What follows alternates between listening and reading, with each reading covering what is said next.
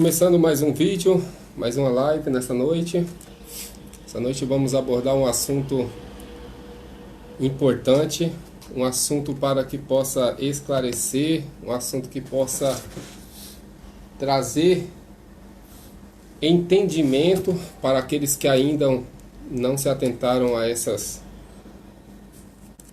visão, a esse olhar espiritual. Hoje vamos abordar o início da igreja.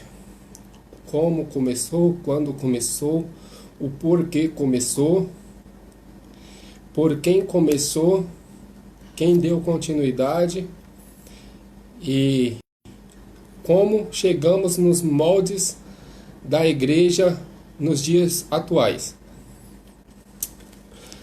Nós sabemos que a religião cristã é uma religião que tem origem no judaísmo. Nós vamos aprender biblicamente e historicamente que a religião cristã ela tem origem no judaísmo com o patriarca Abraão. A história vai nos dizer que essa religião agora ela começa a ter uma conotação, começa a ser desenhada pelo próprio Criador. A Bíblia vai dizer que Abraão é detentor de uma promessa. Promessa essa que a própria geração dele seria multiplicada na terra. E a Bíblia vai dizer que com o passar dos anos essas promessas ela começam a se cumprir.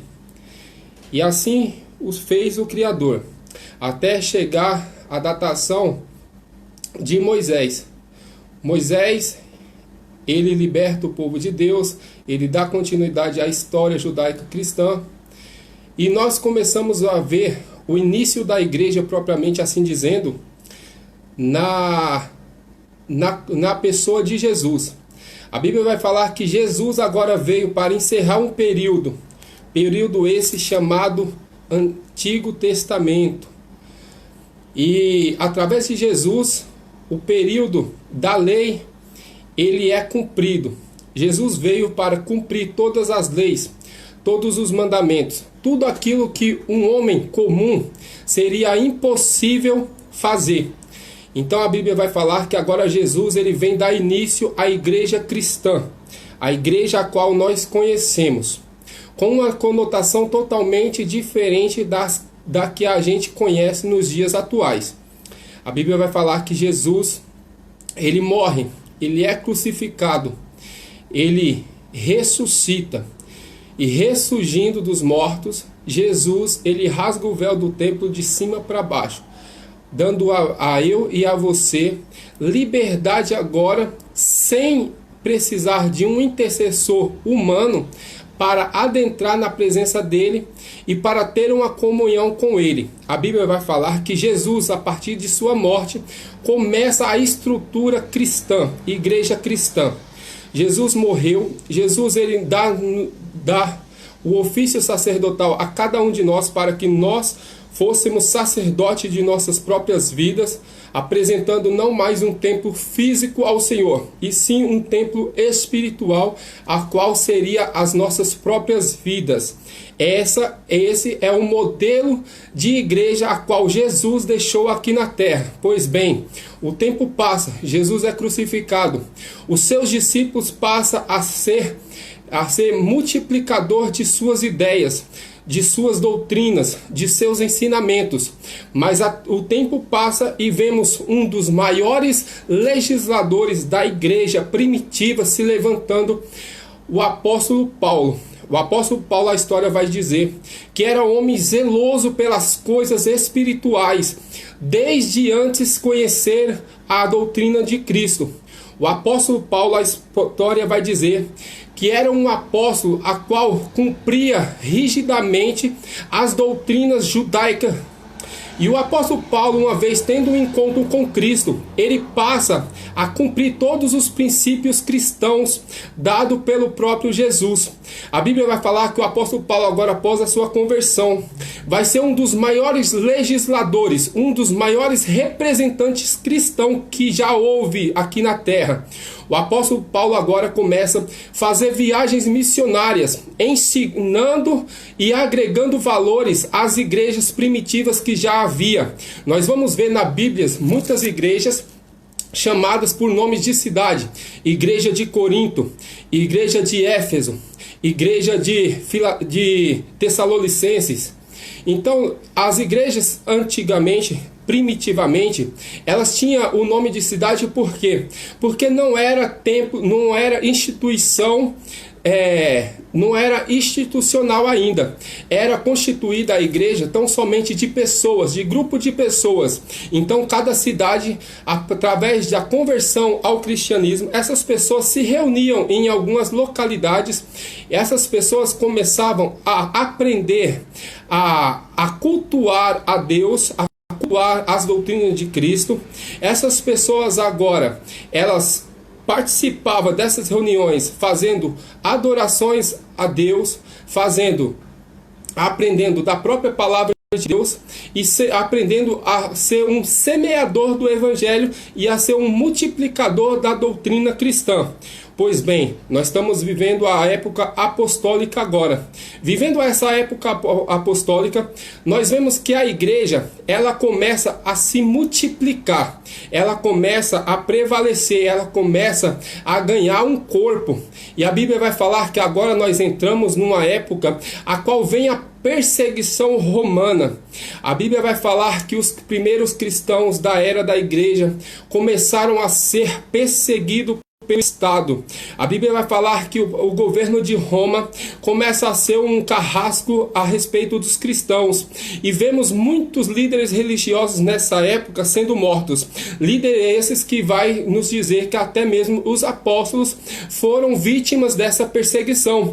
Nós vemos então uma era apostólica acabando e uma era totalmente nova surgindo. A Bíblia vai falar que após a morte dos apóstolos, alguns mártires surgiram. Mártires esses como Justino o Mártire, como Policarpo de Esmina. Muitos líderes religiosos a qual representava muito bem o cristianismo, seguia suas doutrinas de uma maneira íntegra e fazia jus a conotação do título de cristão. Então nós vemos essa época surgir de uma maneira muito forte.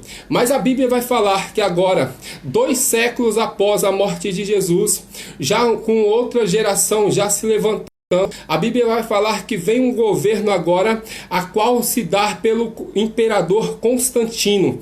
A história vai falar que Constantino, ele se levanta de uma maneira diferente dos seus antecessores. Constantino, ele tem um governo rachado, tem uma Roma rachada, uma Roma a qual o seu estado político estava muito depravado, muito caído, já muito desgastado, e por o estado político estar com esse desgaste e está necessitando de um novo imperador, de uma nova ordem, Constantino agora se levanta para ser o próximo imperador. E Constantino, a história vai nos falar que Constantino vê no cristianismo uma oportunidade de junção de forças, tendo em vista o poder do cristianismo em alcançar pessoas e a grande quantidade de cristãos que tinha aceitação àqueles ensinamentos. E a história vai nos falar que Constantino agora se reúne com os líderes da igreja e faz uma aliança com eles e faz com que a igreja e o Estado tenha uma aliança, tenha um pacto, tenha um agrupamento. E a história vai nos falar que a partir desse momento, a igreja cristã toma outras conotações, toma outra forma essa que começa a perder as características a qual o nosso Criador, a qual o nosso Salvador tinha preparado para que fosse o modelo da igreja de Cristo aqui na terra. A história vai nos dizer que Constantino agora, ele faz uma aliança com os bispos, com os líderes da igreja e institui, coloca o cristianismo oficial do império dele. E a história vai nos dizer que a partir desse momento, o imperador começa não mais a seguir os cristãos, mas começa a favorecer os cristãos. A história vai dizer que agora os cristãos começando a ser influenciados, começando a ser favorecidos, recebendo templos, recebendo donativos, recebendo posses do próprio imperador, regalias. A história vai nos dizer que agora o cristianismo começa a tomar outras formas e começa a trazer para dentro de si culturas, costumes de outras culturas do próprio imperador Constantino. E a partir desse momento nós vemos o nascimento de uma religião, de uma igreja totalmente diferente daquelas que começou no molde de Jesus Cristo. Nós vamos dar início agora o nascimento da igreja católica apostólica romana. Então, a partir desse momento nasce a igreja católica apostólica romana no Império de Constantino. E a história vai nos dizer que a partir desse momento, muitas doutrinas de outras culturas começam a adentrar pelas portas da igreja, fazendo assim que muitos costumes de outras religiões, de outros povos, começassem a ser infundido no meio do próprio cristianismo, fazendo assim o sincretismo religioso. Sincretismo esse que hoje, 2000 anos após a morte do nosso Criador, a nossa cultura cristã, a nossa igreja cristã, a qual a conhecemos, está repleta desse sincretismo. E o que é sincretismo? Sincretismo é quando pegamos uma cultura de outra nacionalidade ou de outro povo e colocamos de uma maneira diferente e adotamos e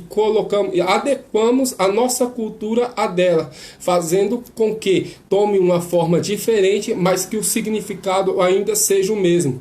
Essa foi a cultura adotada pela igreja primitiva, a qual se nomeou posteriormente católica apostólica romana. Pois bem, nós avançamos no tempo e nós vemos que a partir desse momento nasce, a partir dessa fusão entre Constantino e a igreja, nasce várias vertentes também do cristianismo. A história vai nos dizer que com essa fusão, muitos líderes da igreja não foram de acordo com essa aproximação da igreja e Estado. E ali nasce um movimento monástico. E a história vai nos dizer que surgiu muitas ordens de monges. Monges esse que não se adequou à luxúria dos templos, não se adequou à forma da igreja a se postar diante da sociedade, não se adequou a ver uma igreja totalmente fora dos princípios ético-cristãos que outrora era modelo e agora já não mais. Então esses monges começam a se afastar da igreja e a criar os seus monastérios longe, muitas vezes no deserto, afastados de pessoas para que não tivesse contaminação de suas sã doutrinas com outras culturas. E vemos esse sistema monástico com grande força nessa época, de forma que muitos líderes religiosos acompanharam esse sistema de monastério, se apartando de todo o sistema da igreja em si e fazendo verdadeiros monastérios, outras ordens, seguindo ainda o modelo da igreja primitiva. Mas a história vai nos dizer que esses sistemas eles não conseguiram prevalecer por muito tempo, devido ao grande apoio do Estado para a Igreja Católica, agora já denominada Igreja Católica, e devido a esse grande poder, o monastério eles não conseguia se manter firme. Então sempre tinha a introdução de outras pessoas, de outras culturas, e esses monastérios não tiveram muito êxito também em se afastar das próprias corrupção a qual Roma agora estava impondo à igreja cristã. Então nós vamos avançar no tempo. Vemos um período a qual agora Lutero aparece na história. E a história vai nos dizer que Lutero era um padre da própria Igreja Católica. E a história vai dizer que esse padre agora, sendo conhecedor, teólogo, conhecedor das Escrituras Sagradas, ele fica inconformado com o sistema adotado pela igreja, sistema esse que privava o conhecimento das pessoas da própria palavra de Deus. Nesta época, é bom lembrarmos que a palavra não tinha acesso às pessoas comuns, a palavra era somente liberada para o próprio clero da igreja. Então Lutero, tendo conhecimento teológico, tendo conhecimento das Escrituras, ele fala: não, isso está errado, isso não está de acordo. A palavra só é lida em latim, mas o povo não conhece latim e o povo não está sendo beneficiado com as Escrituras, com aquilo que Deus deixou de mais sagrado, que é as Escrituras Sagradas. Então Lutero agora cria 95 teses para mandar agora para a igreja, para o sistema da igreja. E Lutero, uma das teses era para tornar acessível, ou seja, criar uma tradução para que a palavra viesse a ser acessível a todas as pessoas. Segunda, Lutero também contesta as indulgências cobradas para a igreja. Indulgências essas que era através de, se você contribuísse com uma quantia, seus pecados eram perdoados e você muitas das vezes ia para o purgatório, aguardar mais um tempo e dali teria a sua redenção. E quando assim, muitas das vezes você tinha uma contribuição mais vantajosa, você já tinha a sua salvação decretada. Então Lutero começa a argumentar alguns fatos a qual ia contra a liturgia e aos ensinamentos de Cristo. Então Lutero, fazendo essas 95 teses, ele começa a ter um embate com a própria liderança da igreja. Mas nós vemos agora Lutero, através de Lutero, se criar uma nova religião. Religião essa que nós conhecemos nos dias de hoje como evangélica ou protestante. Mas nós vemos que com essa nova criação da religião, a palavra começou a ser mais acessível em todas as línguas. A palavra ela começou a ser mais acessível às pessoas comuns. O modelo de igreja começa a ter outra conotação. Porém, nós vemos no passar dos anos que Lutero ele nunca quis criar uma nova religião, nem uma nova vertente do cristianismo. O que Lutero queria fazer é que a igreja reconhecesse que alguns dos seus atos estavam inconforme aquela forma original a qual Cristo tinha dado à igreja. Então, nós vemos agora, pós a morte de Lutero, nasceu o movimento protestantismo. A primeira igreja protestante saída de Lutero foi a igreja luterana. E tantas outras a qual conhecemos nos dias atuais. Você pode estar se perguntando, então, qual o modelo mais adequado a se seguir e qual é verdadeiramente a igreja que representa a Cristo? Ora, a igreja que representa a Cristo, Cristo vai deixar muito especificado na sua própria palavra. A palavra de Deus vai falar que nós somos a igreja de Cristo. Nós quem? Nós, eu e você, que absorvemos as Escrituras, os seus ensinamentos, os praticamos. Essa é a verdadeira igreja a qual Cristo deixou. Cristo não deixou nenhuma instituição que fosse responsável para ser representante dele. Cristo deixou pessoas como eu e você, que através dos ensinamentos dele, o representassem em qualquer circunstância e em qualquer lugar que fôssemos. Ou seja, não existe instituição religiosa que seja representante de Cristo aqui na terra. Existe nós, pessoas comuns, meros mortais, a qual aceitamos as doutrinas de Cristo para as nossas vidas e aceitando as praticamos as multiplicamos a outras pessoas para terem uma consciência cristã, para terem uma mudança comportamental, uma mudança de vida, e para que se torne uma igreja de Cristo aqui na terra, seja um multiplicador. Cristo falou: olha, vai e fazer discípulo. Cristo nunca falou para ninguém ficar em templo nenhum. Cristo nunca falou para ninguém instituir templo em lugar nenhum. A igreja primitiva a qual nós aprendemos, ela tem origem nas casas, nos lares, nas ruas, nas praças, nos hospitais, em todos os lugares em qual as pessoas se encontravam.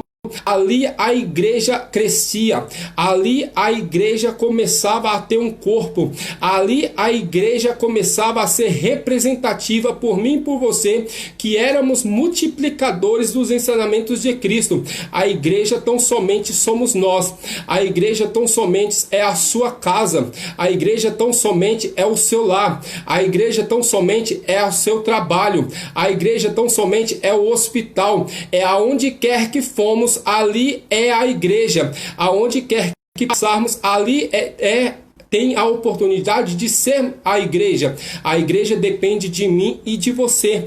Aceitar o evangelho, conhecer o evangelho, propagar a palavra de Deus, sermos multiplicadores dos ensinamentos de Deus. Esta é a conotação da igreja de Cristo aqui na terra. Esta foi a igreja constituída por Cristo aqui na terra, e de fazer discípulo. A igreja é um multiplicador de discípulos, é uma formação contínua, não institucional, e sim pessoal.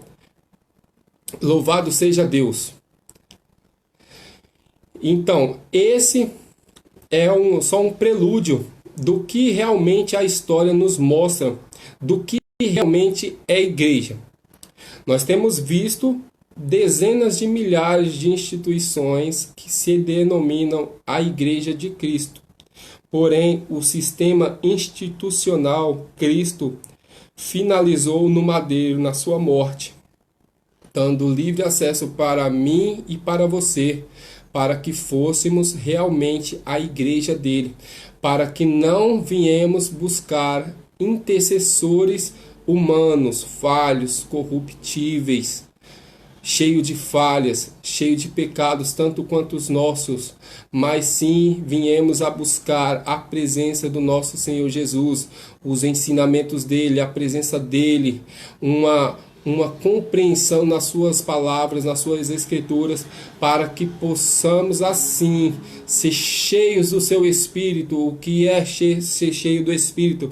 É ser cheio do conhecimento das suas escrituras, porque conhecendo as escrituras, nós vamos ter plena consciência do que realmente Cristo quer para com as nossas vidas.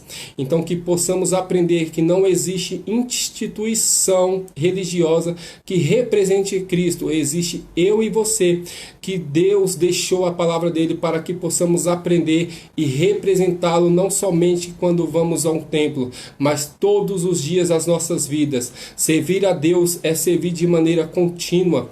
Servir a Deus é estar aprendendo continuamente as escrituras, a lidar com a espiritualidade, a lidar com a santidade. Servir a Deus é de maneira gradativa, de maneira contínua e de maneira árdua, porque não é fácil, mas confiando em Deus e nos capacitando segundo a sua palavra, vamos entender o quão grande, boa e agradável é a sua vontade para conosco, e vamos saber a lidar em todas as circunstâncias das nossas vidas. Então, que possamos analisar esse vídeo, que possamos buscar o Espírito Santo de Deus, buscar o conhecimento de Deus e nos capacitar, nos encher cada vez mais da sua sã doutrina, que muitas das vezes tem se perdido no meio dos tempos e muitas das vezes está tão acessível hoje. Um dia foi tão inacessível. Era escrito numa só língua, só no latim. As pessoas comuns não tinham acesso. Hoje tem tanto acesso, tanta facilidade para que a gente conheça, para a gente aprenda, a gente busque cada vez mais ele da maneira íntegra, da maneira que ele deseja. e assim não o fazemos, e que possamos valorizar aquilo que está em nossas mãos, que é a palavra do Senhor, para nos capacitar, nos fortalecer e saber agir diante das adversidades. E assim encerro mais um vídeo e agradeço a todos que aqui compareceu, nossa irmã Zuleide, e fiquem com Deus e na paz do Senhor, em nome de Jesus.